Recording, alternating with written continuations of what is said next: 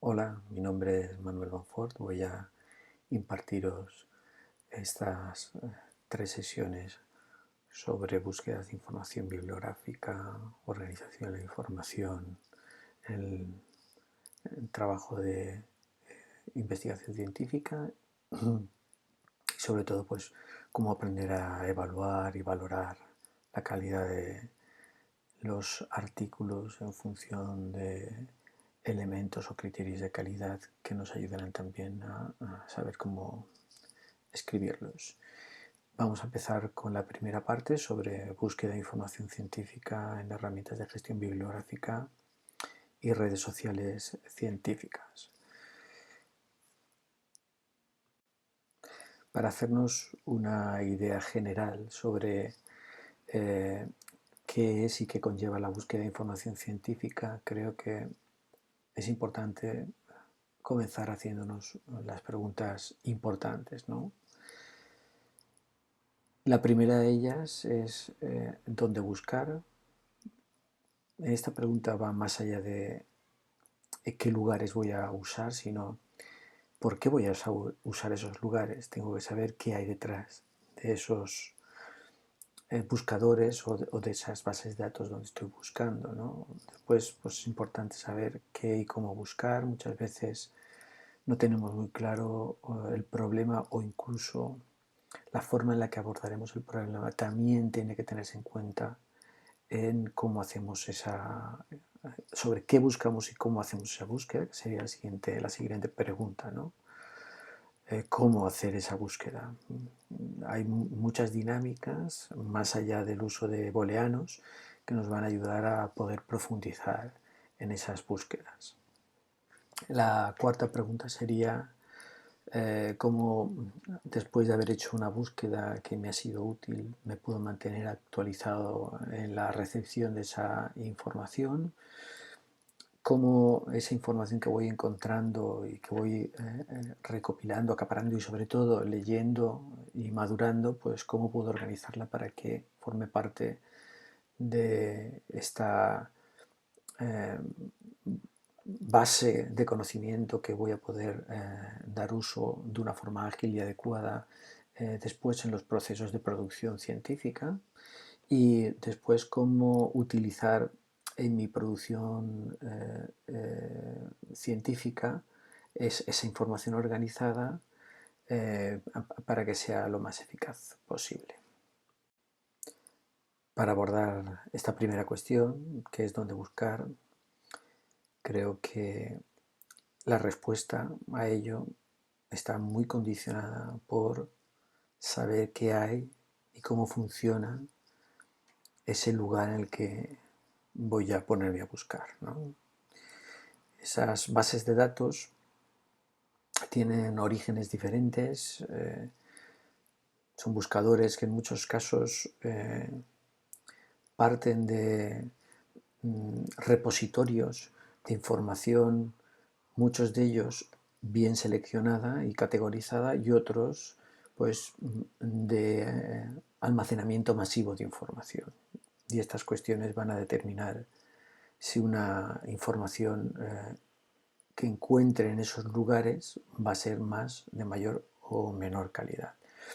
Para abordar esta primera pregunta sobre qué características tienen estos buscadores y herramientas, creo que nos ayudaría mucho ponernos en el lugar de aquellas personas que organizan esta información, aquellas empresas que se dedican a recopilar estos datos.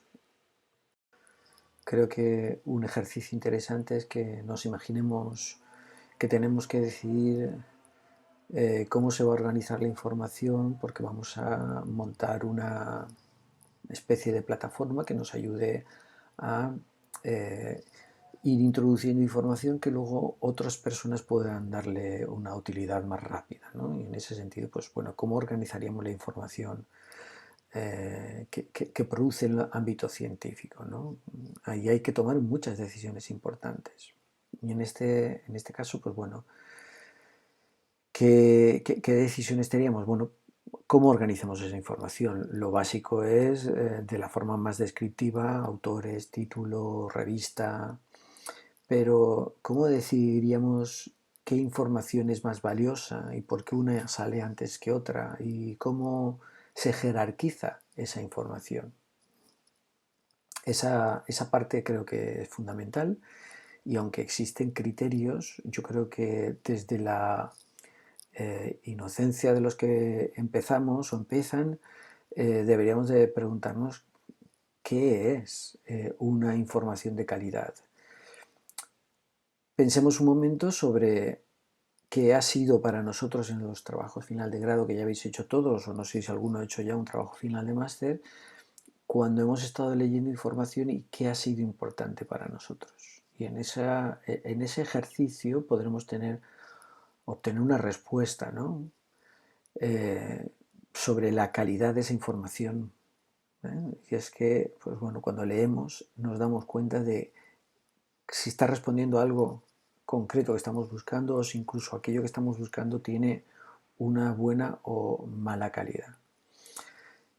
Y claro, desde este punto de vista, si en este ejercicio personal somos nosotros los que tenemos nuestro propio criterio en la estructuración, si tuviésemos establecido un criterio estándar para todo, pues quién y cómo organizar toda esa información, cómo desarrollar y controlar esta estructura, qué es mejor para la ciencia, no para el científico, y qué implicaciones tendrá el hecho de que estas decisiones que vayamos tomando puedan ir condicionando al mundo académico, al mundo de la investigación y sobre todo al mundo del desarrollo del conocimiento. Probablemente no tenemos todavía la experiencia suficiente como para poder responder a esas preguntas que acabamos de hacernos, pero hay algunos ejercicios que nos podrían ayudar a afrontar con mejor eficacia esta tarea que tenemos, ¿no? Pensemos por un momento, y es lo que hacemos habitualmente, supongo, en las redes sociales o hacemos eh, cuando escogemos un libro o una serie o una película que queremos leer, ¿no? ¿Cuál es la serie, la película, la noticia? ¿Cuál es el trending topic? ¿No? ¿Cuál es el artículo más leído? Esto es un referente importante. Eh, no solo eso, sino también qué ámbitos de los temas que son elegidos son más leídos. Y luego habría que decidir por qué. Si estamos decidiendo estas lecturas en función de un interés personal, un interés del conocimiento, un interés, en vuestro caso mayoritariamente, por poder responder a las preguntas que que os llevan a afrontar el trabajo final de máster, ¿no? Cuando eliges el tema, pues lo eliges por muchas razones, porque es un tema que te interesa, esta debería ser la razón más importante, pero bueno, en otras ocasiones lo hacemos porque el tema está de moda y habría que preguntarnos qué significa estar de moda, porque estar de moda puede ser que lo oyes más en los medios de comunicación, que lo oyes más en las redes sociales, que los lees más en las revistas de mayor impacto o que simplemente tu director o directora de tesis o de TFM tiene un proyecto sobre ese tema y no puedes elegir hacerlo de otra forma, ¿no? Estas cosas van condicionando todo la importancia de los temas. También es muy importante observar cosas como qué autores son los más citados y entendemos por esto que aquellas personas que son más leídas o que otros nombran en sus trabajos de referencia, pues tienen una mayor importancia, ¿no? Estos son todos los elementos que utilizamos. ¿Y qué universidad es la más productiva? Bueno, pues esto está muy de moda. La ciencia está absolutamente jerarquizada y esta carrera competitiva en la que estamos, pues está llena de rankings, ¿no? Y estas preguntas están respondidas por los grandes eh, servidores del mundo académico como son las plataformas de desarrollo y de contenido y de clasificación de contenido científico. El sentido común nos llevaría a poder responder a estas preguntas por cuestiones pues muy fundamentales, como son pues que un trabajo llegue a conclusiones desde experimentaciones serias. El problema probablemente es que todavía no sabemos o no tenemos muy claro qué es una investigación seria. Sin embargo, esto no funciona así en el ámbito académico de la estructuración y jerarquización de la producción científica. Y el hecho de que existe una necesidad de medir y una necesidad de medir que sea gestionable, que sea fácil de organizar, pues muchas veces nos lleva a tomar decisiones como este factor que conocéis bien, es el factor de impacto. Es el número total de citas partido del número total de artículos publicados en una revista en los años de publicación. Este factor es un factor que ayuda a, sin tener que leer un trabajo, decidir la calidad de este trabajo, lo cual, pues bueno, está sufriendo grandes ataques en la actualidad desde el ámbito de la ciencia porque evidentemente este sistema no es nada científico, pero es actualmente el sistema más reconocido, ¿no? El Journal Citation Report, Science Citation Index, Social Science Citation Index, Arts and Humanities Citation Index. Todos estos sistemas tienen una estructura propia que pertenecen a una empresa que se llama Clarivate Analytics, pero existen otras, además de Clarivate, que utilizan sistemas muy similares, probablemente con sistemas de control, pues digamos, en los que tienen menos intervención, pero que al final utilizan criterios similares de impacto, que son el número de veces que un trabajo es citado de acuerdo con el número de artículos que se publican en esa revista. El JCR Stimago Journal Rank es otra de las utilizadas. En este caso debo explicar que mientras Clarivate es un sistema de pago, JCR es un sistema, SJR, perdón, es un sistema de clasificación de acceso libre.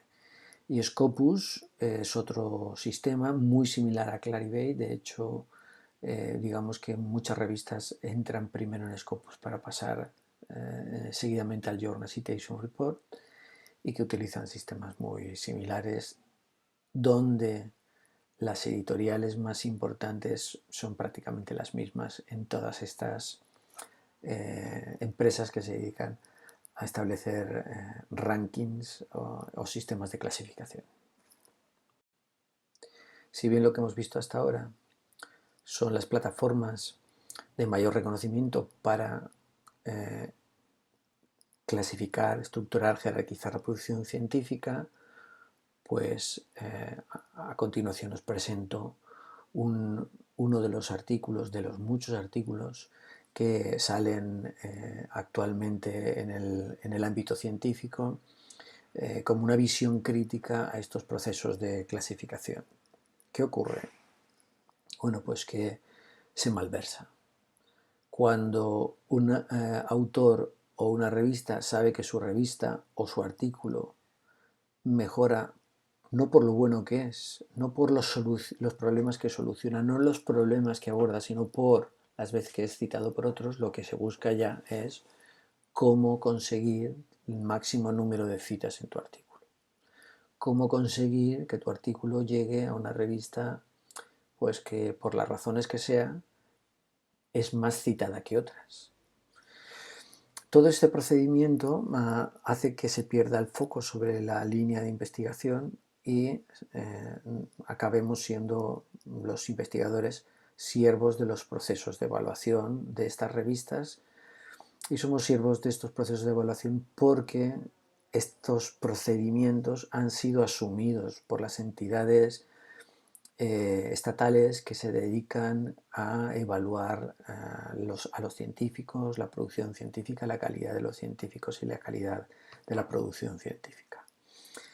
Imaginemos por un momento que una revista que quiere mejorar su situación frente a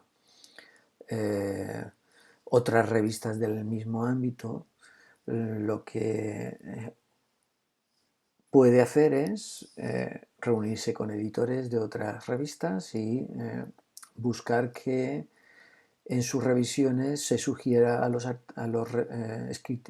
autores que citen artículos de esas otras revistas. De esta forma establece una especie de lobby de, entre editores que finalmente generan malversaciones en la evolución del conocimiento. Acabas citando autores que no han sido importantes en tu investigación porque te sugieren que es importante para que se acepte tu artículo, y este es uno de los procedimientos. Cuando vemos todo esto, acabamos poniendo nuestra mirada en aquellas revistas que publican más y con mayor índice de impacto, leemos sus contenidos y acabamos decidiendo nuestras líneas de investigación o condicionando nuestras líneas de investigación en función de lo que se produce en esas revistas, porque queremos llegar a poder publicar en esas revistas. Todas estas dinámicas están generando lo que se ha denominado la nueva servidumbre de la ciencia o la investigación dependiente de los poderes de las empresas clasificadoras de las calidades de la información. Aquí, si pensamos un poco más allá, esto que llaman política colonial está muy centrado en cómo la gran mayoría de estas revistas son revistas que tienen una sede en países anglosajones, en editoriales de propiedad principalmente de habla anglófona, y donde las temáticas acaban siendo controladas por esos pequeños lobbies de las editoriales de las revistas. ¿Cómo se concreta esta estructura de lobbies o cómo se demuestra, ¿no? Bueno, pues yo creo que esta diapositiva deja bien claro. Si vamos a esas revistas que están indexadas en los índices de impacto como más importantes JCR, SJR o Scopus, veremos que la mayoría de las revistas pertenecen a estas 5 grandes editoriales: Elsevier, Taylor & Francis, Wiley, Springer y Sage. Es cierto que en la actualidad están surgiendo competidores agresivos importantes sobre ellas, pero pensemos solamente que entre estas 5 copan más del 50% del total de las publicaciones científicas de impacto, y que tienen por ellas mismas el 30% de este ámbito de negocio, que es muy lucrativo, dado que la inversión es baja, pero el retorno económico es altísimo. Y ahora hablaremos de esto, de por qué es baja la inversión y cómo se procede para que sea baja esta inversión. En esta diapositiva podemos ver claramente, ¿no?, cuál es el funcionamiento del mercado económico-científico, ¿no? Como apunta Burray a propósito de un informe del Banco Alemán en 2005, el Estado financia la mayor parte de la investigación. ¿Cómo? Paga los salarios de la mayoría de los que revisan la calidad de la investigación. Luego compra la mayor parte de la producción científica.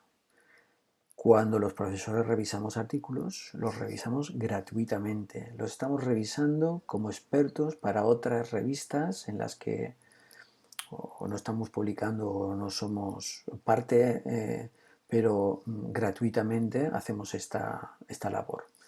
Hay formas diferentes de pagar esto realmente, porque aunque es gratuito, pues todos sabemos que cada vez se está valorando más en los ejercicios que se hacen por parte de los investigadores en los procesos de revisión. De hecho, estos procesos de revisión, con un movimiento importante que está habiendo en los últimos años en el ámbito de la ciencia, han llevado a lo que se llama la ciencia abierta y los procesos de revisión están haciéndose cada vez más transparentes. ¿Qué quiero decir con esto?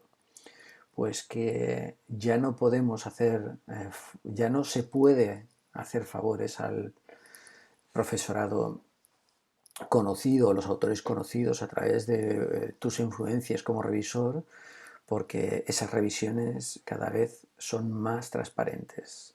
Así que una de las preguntas que solemos hacernos a los revisores cuando afrontamos una revisión de un artículo es si queremos que nuestra revisión esté asociada al artículo y pueda públicamente observarse cuál ha sido el proceso de revisión, qué tipo de preguntas o problemas has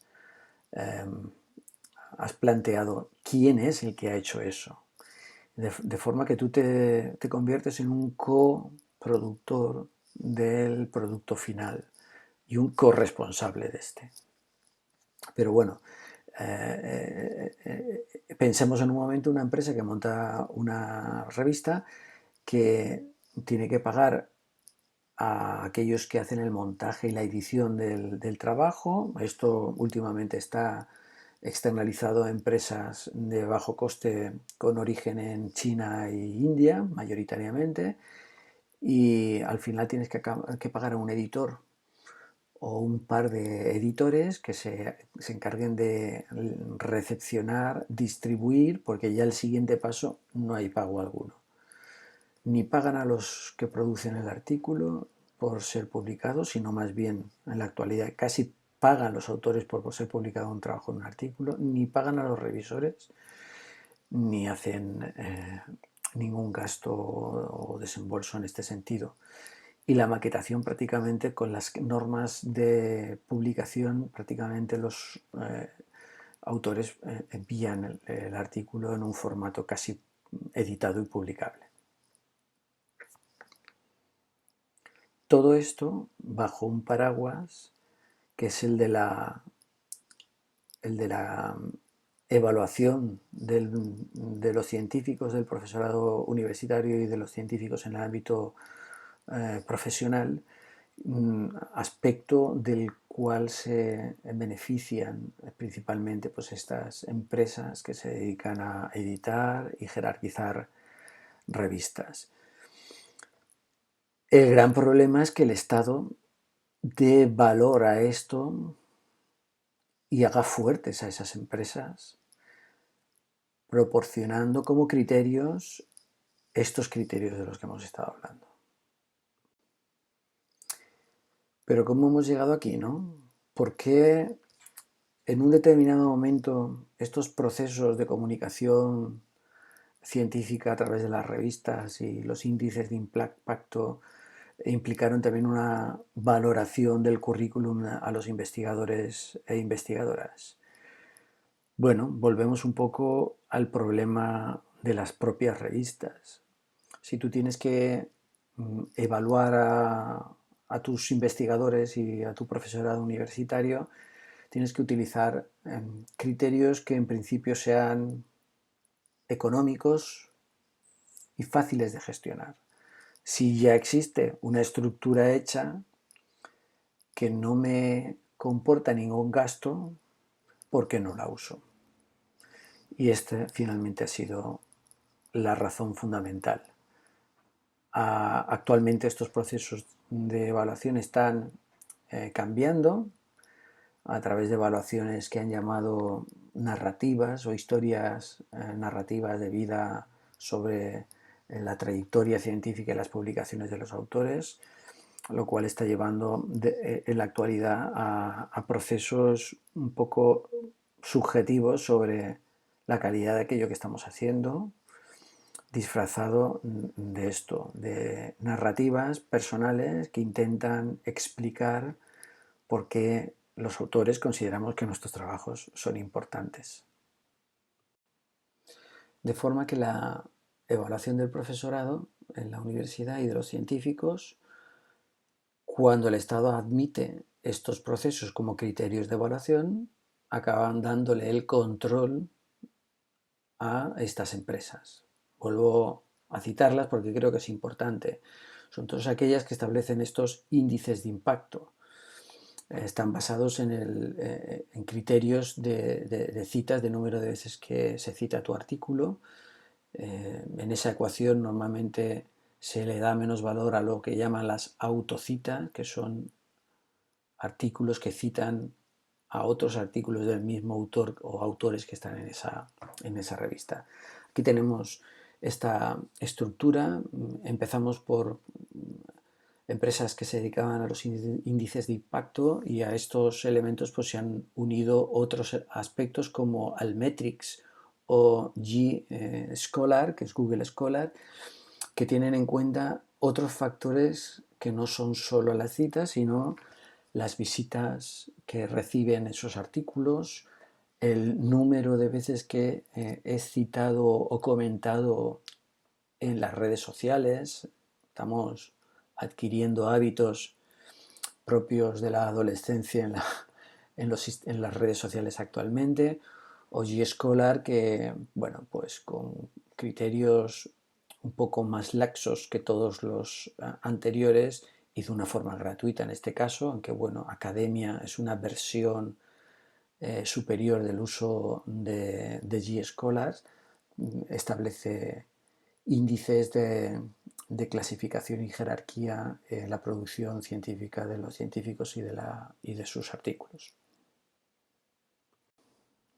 Conocer un poco y rápidamente la historia de estas bases de datos es importante porque nos ayuda a situarnos en este mundo capitalista en el que la ciencia está, como todo, sumergida. En 1960 Garfield lanza Science Citation Index desde un contexto universitario, desde el interés de los científicos, con una estructura,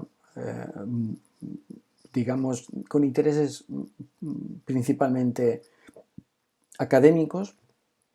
Monta una empresa especialmente desde la parte más biotecnológica de la ciencia. Un poco más tarde aparecen intereses en los ámbitos de las ciencias sociales con el Social Science Citation Index, y en el 75 ya pues, artes y humanidades, dando lugar al Journal Citation Reports, que es donde todas estas bases de datos están mezcladas en esa clasificación de las revistas. En el 92, estos trabajos que vienen siendo realizados principalmente con intereses académicos, pues acaba en manos de una empresa potente privada, Thomson, y más tarde Thomson Reuters. Empresas que ven una gran oportunidad de negocio a través de los sistemas que ya os he explicado, y que, bueno, que finalmente, pues debido a situaciones de producción o de rentabilidad, ha sido acabada vendiéndose a un consorcio que se llama Clarivate Analytics, cuyo principal accionista son empresas asiáticas, chinas concretamente.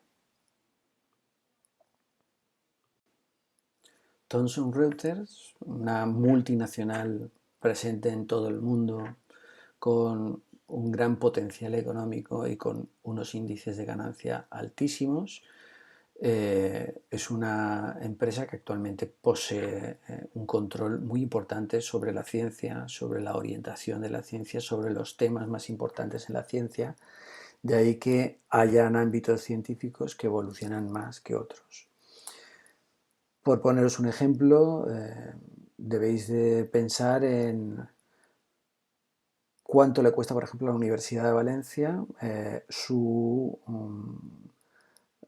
el acceso que tenemos todos los investigadores, entre los que vosotros estáis, para poder leer artículos de libre acceso.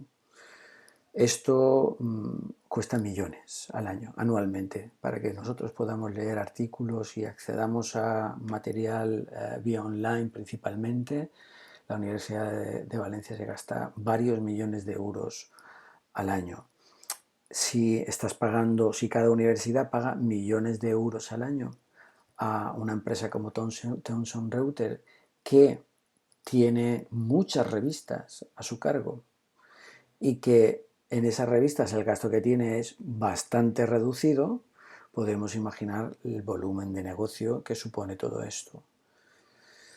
Esta situación ha llevado a que, especialmente a través de los proyectos en la Unión Europea y ahora ya también en ámbito nacional, se estén fomentando el uso de las revistas que se llaman de acceso libre, aspecto que comentaremos más adelante y que tienen sus pros y sus contras. ¿Qué quiere decir esto de acceso libre? Bueno, pues que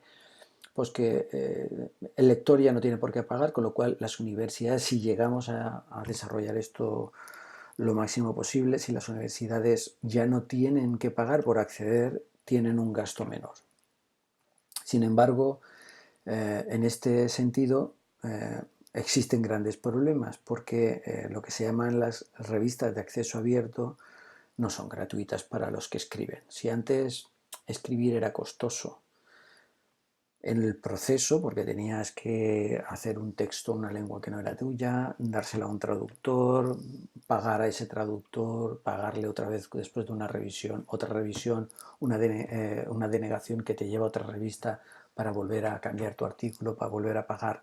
Después de un gasto importante que se llevaban los traductores, pues ahora lo que hacen las revistas de acceso abierto es que además, para tú publicar en esas revistas, si quieres que todo el mundo tenga acceso libre a ese artículo tuyo, que eso va a asegurar que tenga más difusión y más lectura, pues tienes que pagar mucho dinero. Y estamos hablando de revistas de acceso libre bastante baratas, que están sobre 300 euros, a las que tienen un alto índice de impacto y que por esta razón llevan a cobrar entre 2, 3, 5 y hasta 8.000 euros por un artículo publicado en acceso abierto. Ante esta situación surgen lo que se llaman revistas de acceso libre y instituciones principalmente organizadas con el apoyo de las universidades principalmente públicas a nivel europeo, que proporcionan varias posibilidades de acceso a la producción científica, digamos, libre. Un ejemplo es que actualmente toda la producción científica que se hace con fondos públicos europeos tiene por normativa la obligación de ser depositada en repositorios que tiene la Comunidad Económica Europea, donde deposita informes y producción científica gratuitamente, independientemente de donde tú la deposites o donde tú la publiques. Esto mismo ocurre actualmente en todas las universidades. Todo el mundo conoce actualmente en la Universidad de Valencia el Roderi, que es un repositorio donde toda la producción científica de los profesores, salvo que no esté sujeta a algún copyright específico, depositamos allí y todos pueden acceder a esa información. Y bueno, después ha surgido estas estructuras apoyadas por las universidades, como es el directorio de revistas de acceso abierto, que es esta página web con una estructura que se llama DOAG, que está basada en una declaración de las universidades para facilitar el acceso abierto y primar el acceso a las revistas que proporcionan un acceso abierto en diferentes tipos de estructura o clasificación. Si ponemos DOAG en el buscador de Google y accedemos a la página web, observaremos que dentro de la página web podemos hacer búsquedas de qué revistas están registradas y reconocidas como revistas de acceso abierto.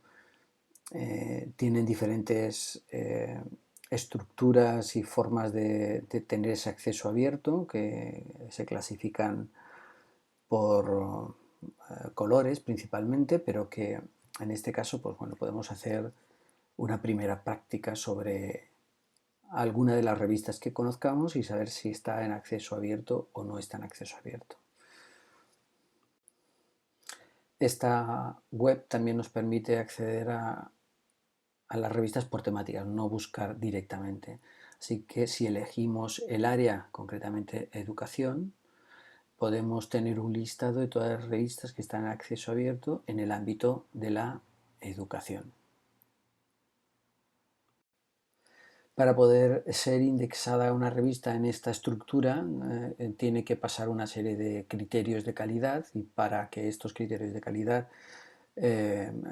sean conocidos, pues la propia DOAG ha generado estos criterios, ¿no? Pues que haya una política de acceso libre al artículo que se ha publicado, que haya habido un control previo de calidad a través de revisiones ciegas, que haya habido una transparencia editorial en los procesos de análisis y de revisión por pares, que haya una identificación única. Esto es lo que se llama el DOI, es, digamos, una dirección web. Al final es una dirección web, es un código de números que te permite acceder al artículo de forma inmediata, libre y gratuita. Y luego ya los metadatos de calidad. Y es que normalmente ahora tú, cuando publicas un artículo, además tienes que introducir a través de repositorios y enlaces que te lleven a esos repositorios, o a través de material de investigación, todos los datos que tú has obtenido, que tú has utilizado para obtener la información sobre una publicación determinada. Aquí, como os decía antes, voy a proponeros una actividad. Entramos en la página web de DOAG. A través de la revisión sobre revistas de educación, o poniendo el título de una revista que conozcamos, vamos a analizar si tiene APCs. En los APCs significa que hay pagos, cargos económicos por publicar en esa revista. Si cuando se hacen esos pagos el autor conserva la autoría de ese trabajo o no, o la pierde y está toda en manos de la revista. Y si la revista tiene un sello de calidad. Y luego, por contraste, podríamos observar si esa revista se presenta también en alguna de las bases de datos importantes de las que hemos hablado antes. Está en el Journal Citation Index, o si está en Estimago, o si está en Scopus.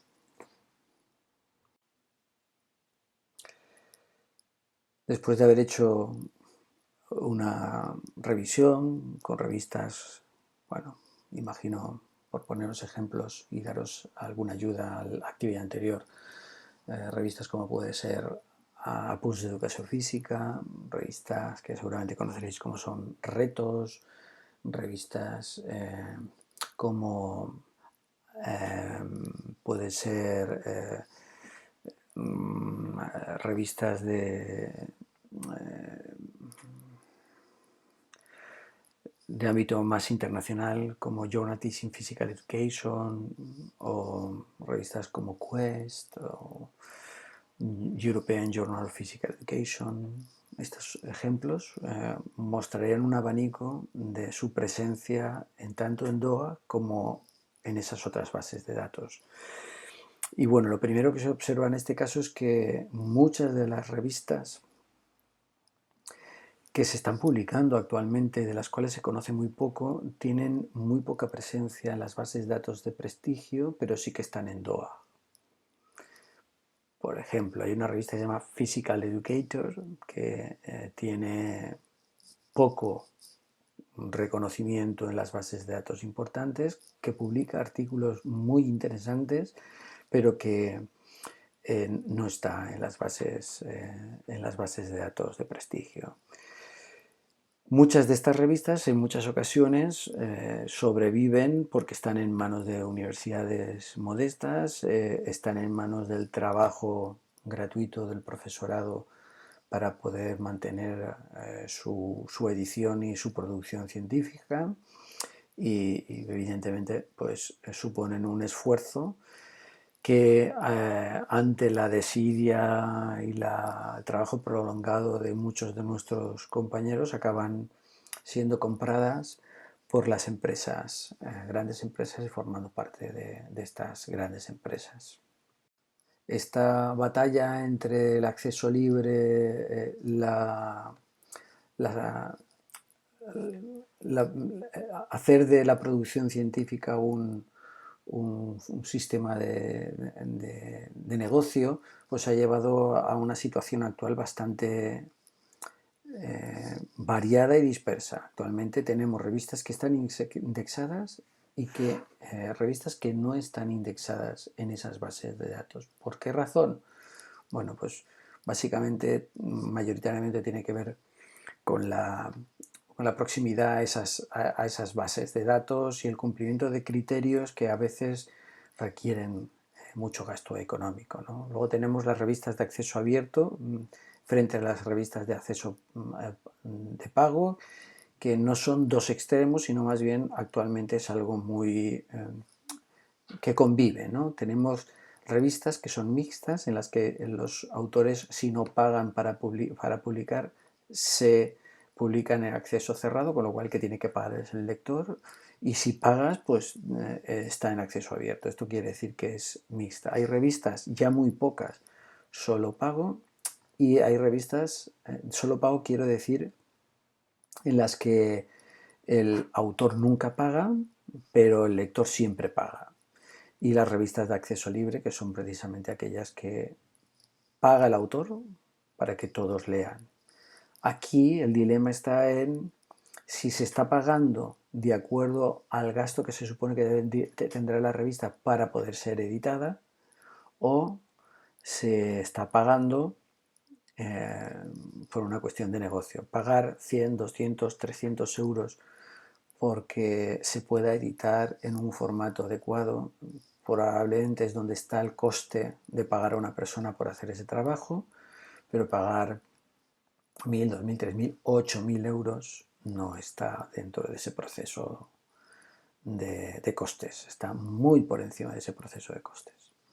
Y finalmente tenemos unas consecuencias sobre todas estas opciones, y es que cuando tú seleccionas una revista, la seleccionas porque está indexada normalmente, porque es la que más valor te va a dar. Aún así hay un número importante de investigadores muy concienciados con esto, que lo que hacen es publicar en repositorios directamente. De hecho, actualmente han surgido repositorios que tienen procesos de evaluación por pares siempre en abierto.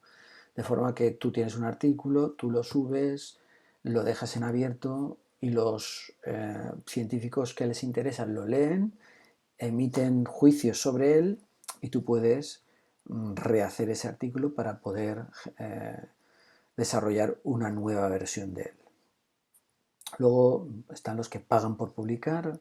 Principalmente esto actualmente se ha puesto muy de moda, sobre todo por el hecho de que cuanto más pagas, más rápido se producen los procesos de evaluación y de publicación, y esto ayuda mucho a aquellos científicos que buscan producciones por encima de 10, 20, 30, incluso 100 artículos al año.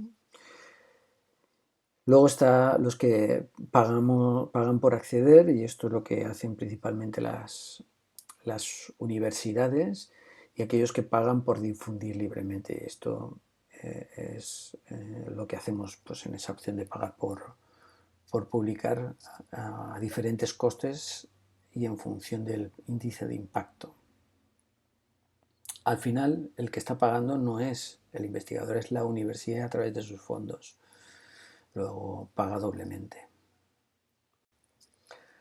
Aquí os sugiero una lectura sobre los índices de citación. Esto ha estado publicado en la revista Science. Considero que es una lectura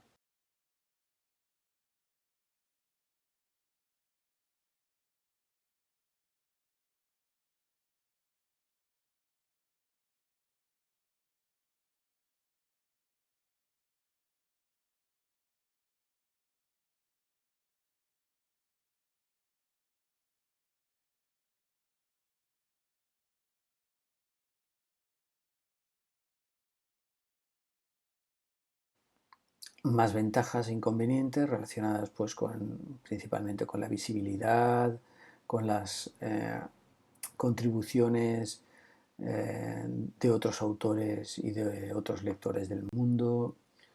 eh, y sin duda alguna hay elementos relacionados con la calidad. Si observamos, mayoritariamente las revistas indexadas están sometidas a unos criterios de revisión por pares y de calidad que cuando lees un artículo en una revista indexada, salvo excepciones, se produce una gran diferencia entre el conocimiento de unas y de otras. Y sobre todo, pues bueno, cuando está indexada no solo te encuentran por casualidad, sino que estás en las bases de datos y cuando se produce una búsqueda al respecto, pues es más fácil que aparezcas en ella. ¿Cuáles son los efectos de los índices de impacto? Hemos hablado de ellos. Aquí os pongo también otra publicación que considero interesante que podáis leer si os interesa este tema. Y aquí otra de ellas, ¿no? El mundo académico y la disrupción en el Elsevier frente al acceso abierto. Varias de estas, bueno, observaréis cómo en los últimos años se han producido incluso situaciones de pillaje en relación a universidades que quieren aumentar su prestigio simplemente pagando a científicos para que sean profesores suyos no reales, sino virtuales, a cambio de dinero. Y bueno, pues en este caso, aquí tenemos el caso de algunos científicos españoles a los que estaban recibiendo dinero porque cuando firmaran en sus trabajos pusieran que pertenecían a una universidad de Arabia Saudí.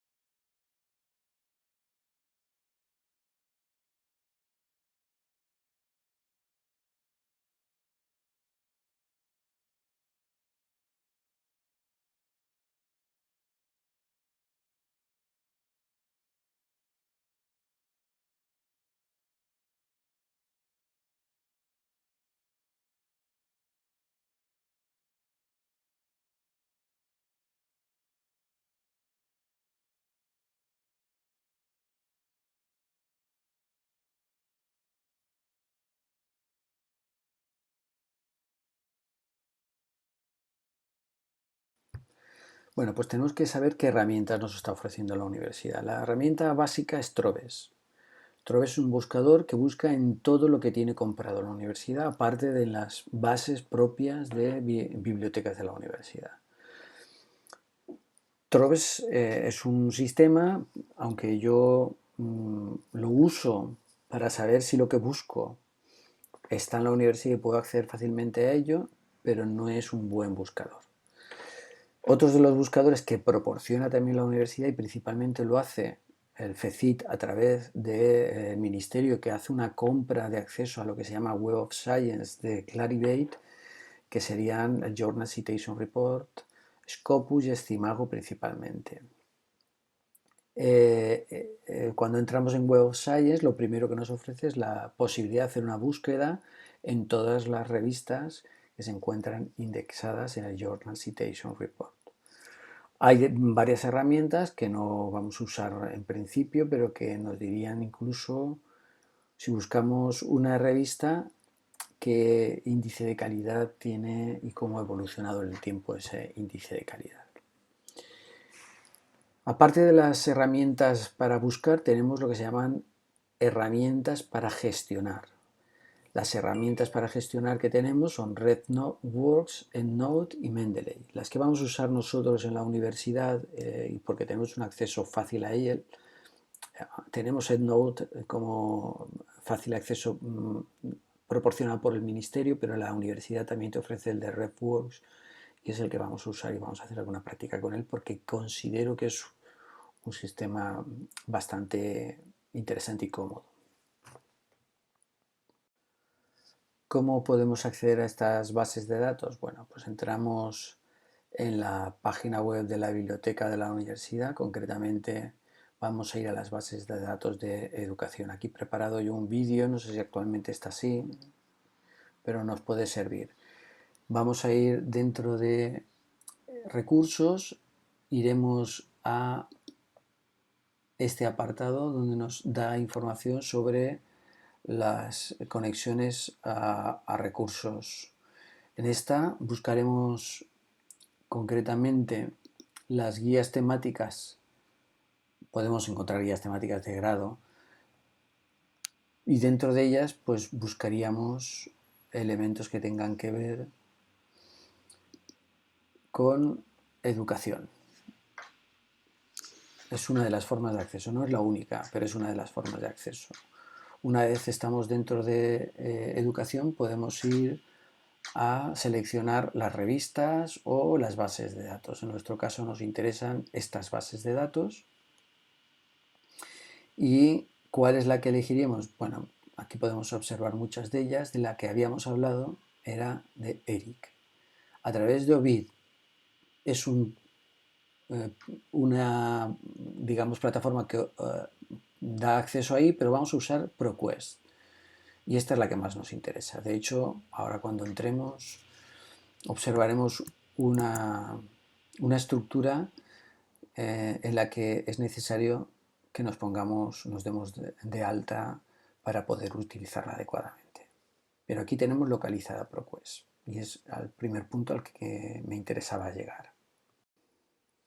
Para poder seguir en los siguientes pasos, y si estáis trabajando desde casa, como imagino que es el caso actual, creo que es importante que sepáis que no vais a poder acceder a ninguna base de datos ni a ningún artículo de la universidad, salvo que no lo hagáis a través del acceso a través de VPN. En esta página podéis configuraros el ordenador para poder hacerlo. Os lo recomiendo porque es una ventana al mundo de la ciencia. Entiendo que la mayoría de vosotros lo debe tener, pero si no lo tenéis, porque os apañáis con Google Scholar y otros proporcionadores como Sci-Fi, que no sería adecuado utilizar, no es la vía más adecuada. A través de este vamos a hacer lo siguiente. Sabéis cómo acceder a Eric ProQuest. Cuando entréis en ese contexto tenéis que daros de alta como usuarios de ProQuest. Buscaréis también RevWorks en el buscador de la barra de Google o de Chrome o de Safari que consideréis. Cuando estéis dentro también os dais de alta como usuarios y finalmente pues buscáis alguna de las revistas que os puedan interesar, principalmente yo os pongo como ejemplo Quest, también para que os deis de alta en esa revista y con estas tres altas podremos hacer las siguientes prácticas.